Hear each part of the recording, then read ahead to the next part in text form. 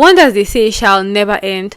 Last week I did a story on Mr. Andrew AMAECHI and the ladies that he held hostage in his house in Abia State. I also promised you guys that I was going to be bringing you more information, if there was any, on this case, and that is exactly what I'm doing today.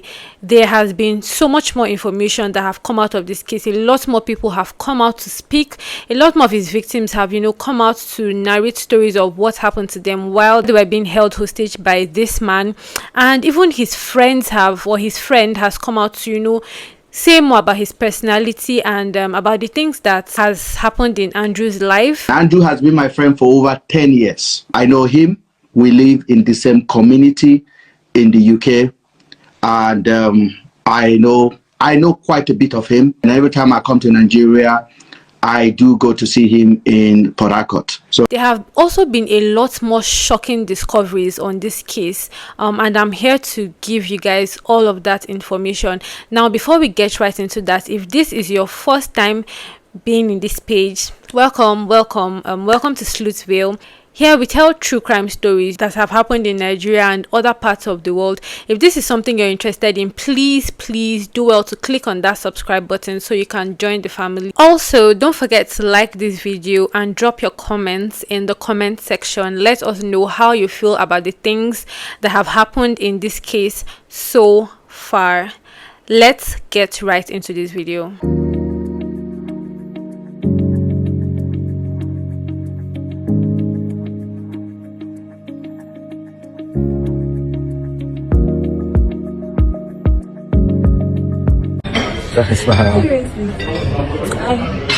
We are here at the Echelon Heights Hotel restaurant with this lovely chocolate princess. What is your name? Her name is Mercy. That's her name. She's come all the way from Lagos to see me. Thank you, Barbara. Thank you. And we're about to have some nice foods. Yes, please. Just open. Yes, please. Anyway, so we'll keep you informed as to how the night goes. People's efforts. And this lovely girl called, what's your name? And we've had a bit of fun. We have had some good food, good conversation, and we're going down to the bar for some drinks. So we'll keep you posted. Bye. The information that I'm going to be sharing in this video is as gotten from the human rights activist Harrison Gwamnishu, also victims of Andrew AMAECHI, and also the accounts of his friend Mr. Ben. So I'm just going to be summarizing all of this and letting us know the case so far. Mr. Andrew AMAECHI Ochekwo was said to have been born and raised in the UK, although it's alleged that some parts of his childhood or his growing up stages were spent in Nigeria, in the eastern part of Nigeria. He's said to have so many different names. So there are some documents that have his name written as Andrew Ashley AMAECHI, and some documents have his name as Andrew AMAECHI Ochekwo. From the interview that his friend Mr. Ben has granted so many outlets, it is said that Mr. Andrew was actually an adopted child. So he was adopted by his parents. We're going to say allegedly because, to be very honest, we cannot say if that information is actually true or if it's false. He started a company, the Black Sheep Group. His friend actually stated that he was actually doing very well in the UK. He was quite successful. Money wasn't an issue for him. Like, he had the cars, he had the money, and money was actually not an issue for him in the UK. He was said to have gotten into trouble in the UK when he assaulted a woman. Some people have come out to say it was actually SA, but his friend, during the interview he granted, said that he actually slapped a woman in the UK, and this got him into prison. He was in prison for 2 years, according to his friend.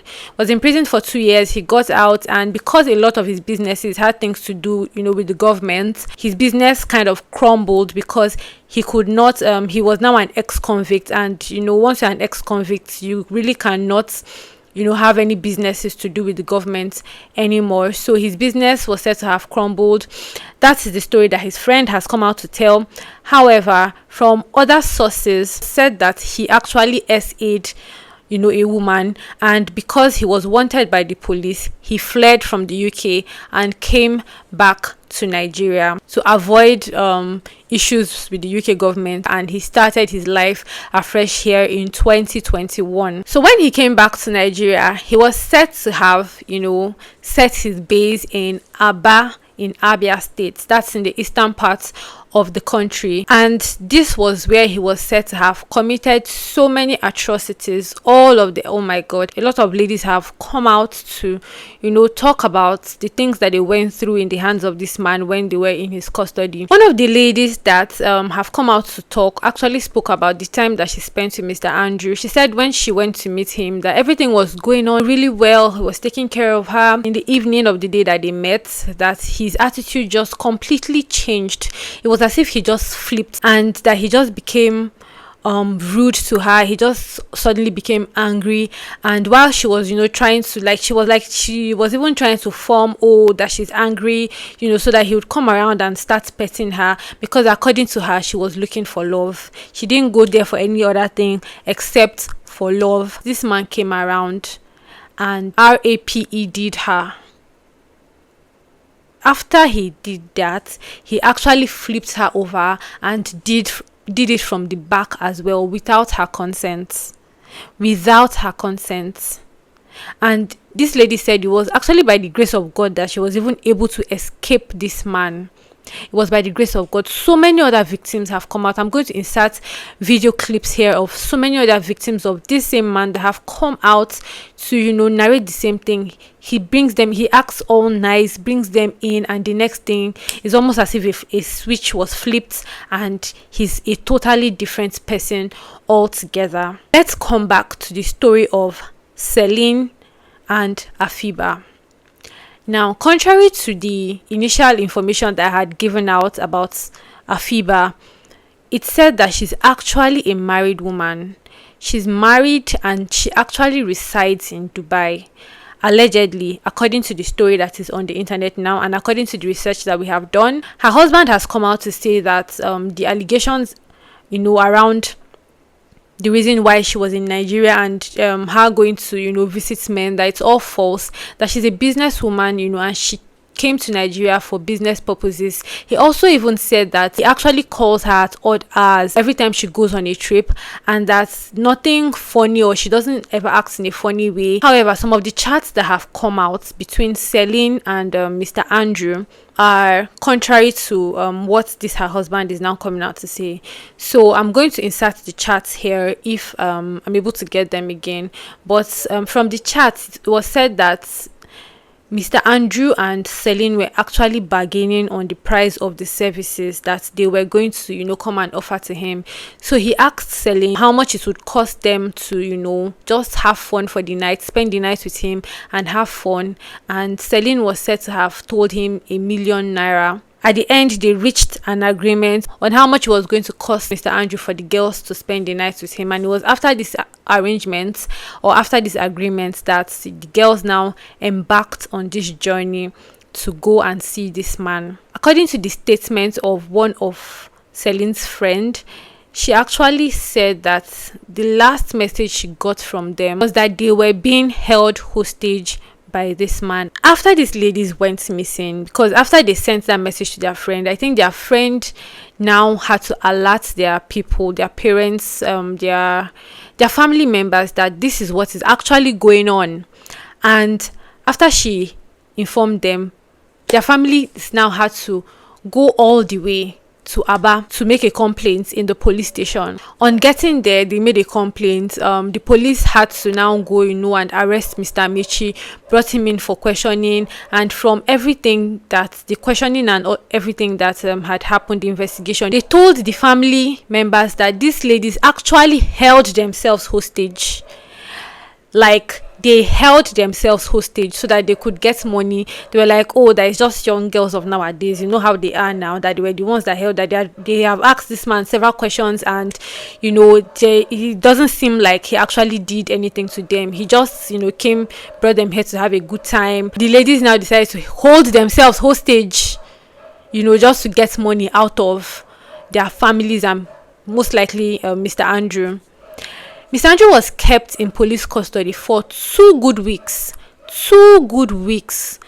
time that was of essence was being wasted.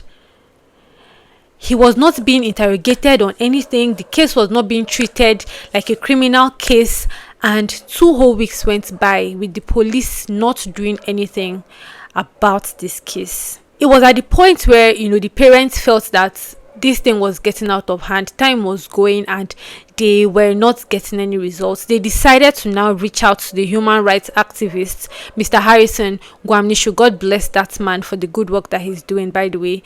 They reached out to him and, they laid out their complaints that this is what is going on, this is what is going on, this is what is going on. They have reported to the police at Abia State and they seem not to be doing anything about it.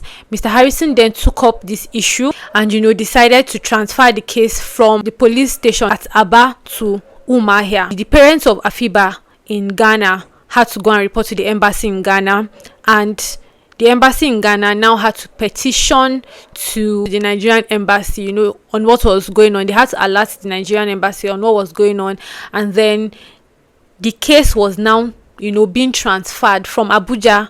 They now reached out to Aba police station and told them to, transfer the case to Abuja. Now that the case was now being transferred, some police detectives were now, tasked with coming over to Abia State, and getting Mr. Andrew and every other evidence to Abuja so that the case can now, be properly investigated from Abuja. These detectives, police detectives, on getting to Aba, saw Mr. Andrew, and it was now time for them to transfer the suspects, with them. Tell me why. In fact, before we get there are 2 accounts to the story of how this man was being transported and what led to his death. And I'm going to tell you guys the 2 parts to that story. The first one was that the police obviously came with, their Hilux van, or like their pickup van, which they were supposed to use to transport this man and all the evidence to Abuja. Somewhere along the line, they decided that Mr. Andrew's car was also part of evidence that they needed to carry along with them to Abuja. So what did they do? They packed all the evidence and loaded it into Mr. Andrew's car. A police man was driving Mr. Andrew's car in front, and at the back was the Hilux, which was now carrying the suspect, Mr. Andrew, and several other policemen. As they started this journey, when they got to, I think, around Benue State or thereabout, the car now, started having some kind of malfunction. Mr. Andrew now told them that there's a setting that he would need to do on the car that was going to correct the issue. The car is a Benz, by the way, it's a Mercedes Benz. So they said that they allowed him come down from the Hilux. He went to his car, he did some things, opened the boot, did some things, and the car started. They said they went a distance again, the same issue happened. He had to come down again, check the car, and the journey continued. The car came up and the journey continued as well. And that when it now happened for the 3rd time, that he actually entered the car, to do the same thing that he did, and there was a policeman standing beside him. According to them, there's a policeman standing beside him, and I think he asked that the policeman, to help maybe close the boot or something.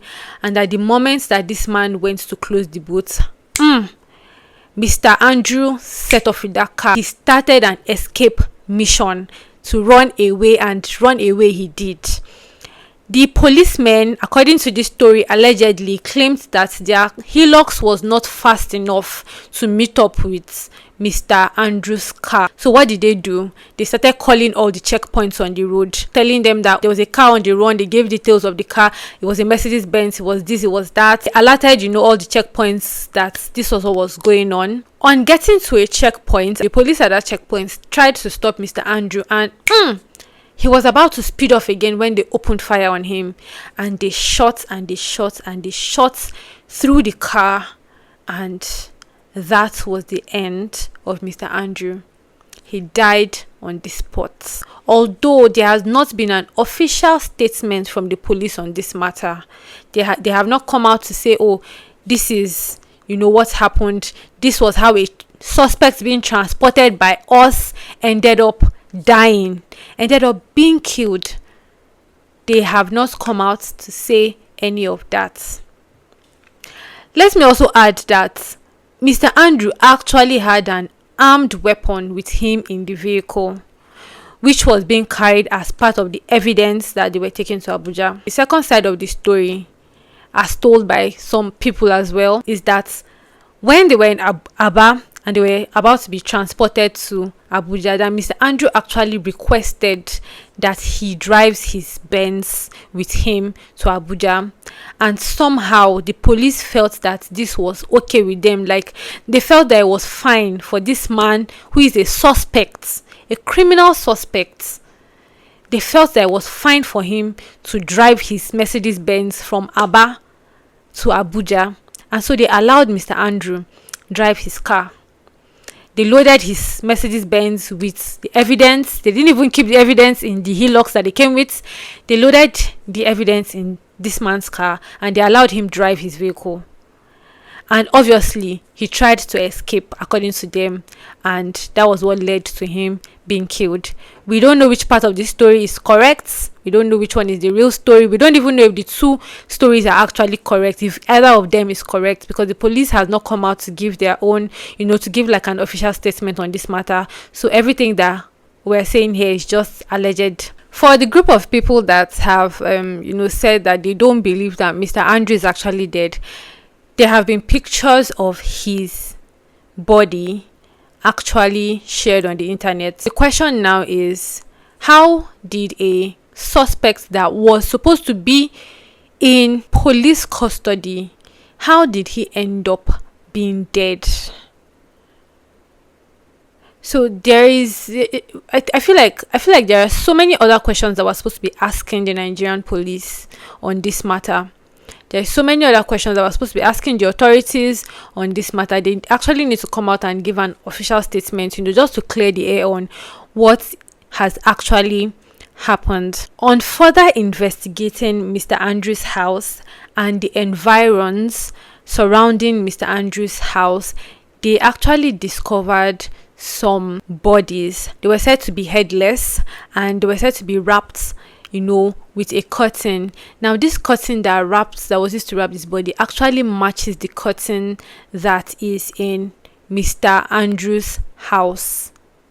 Although the bodies are yet to be identified, so we don't know if this is actually Celine or Afibah or some other random girls that may have fallen into this trap. Even in his house, the office that he claimed in one of his videos, that he said, that he has a new office now. Apparently, that office is actually a room in his house. He just puts that logo on the wall, and then he had a table, and when he took a picture, it looked like it was a big office and everything, not knowing that he just puts a logo on the wall of one of his rooms, and just made a makeshift office. Also, his landlord had actually served him a quit notice in August 2023. So that big mansion that he was claiming to have was actually not his mansion. He was already served a quit notice and he was actually meant to have left that building. One of his friends, Mr. Ben, has actually been granting interviews, and in his interviews he has actually been stating that Mr. Andrew actually sent him videos of these ladies when they were in his house. Now, the videos show Celine and Afibah naked, lying on the bed, and some people say they looked lifeless, while some people said that they seemed to have been high. Maybe they were high on some sort of substance, but we really cannot say. But people are actually saying that if he had this information, why had he not come out to talk? Why was Mr. Andrew comfortable enough to send you those type of videos?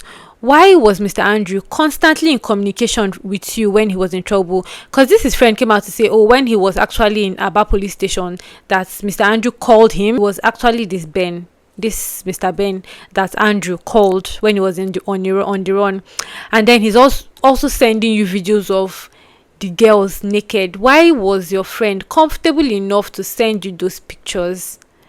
People are saying that Mr. Ben needs to be arrested and interrogated and investigated thoroughly, because if your friend can be comfortable enough to send you those things, then how do we know that you're actually not part of the people that are running that business? How are we not sure that you're actually, one of the key members of whatever is going on, and then all of a sudden you're coming out and granting interviews because now the police is in possession of Mr. Andrew's phone?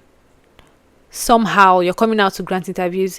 When people actually interrogated this man in the comment section, asking him that why did it take him so long to come out and talk on this, and his response was that who was he supposed to report to? Was he supposed to report to the police? The police had actually been compromised by Mr. Andrew, that he used to give them a lot of money just to keep short on all of these things. So how would he have reported to the police? But I do not think that is enough excuse for what he has done. He should have actually spoken up at some points and tendered in all of those evidence that he had. I feel like it may have helped with the investigation if they had that information earlier on. His friend even also stated that there was a time when Mr. Andrew as well had one other lady being held hostage in his house, and this lady had to jump from the balcony upstairs on the first floor.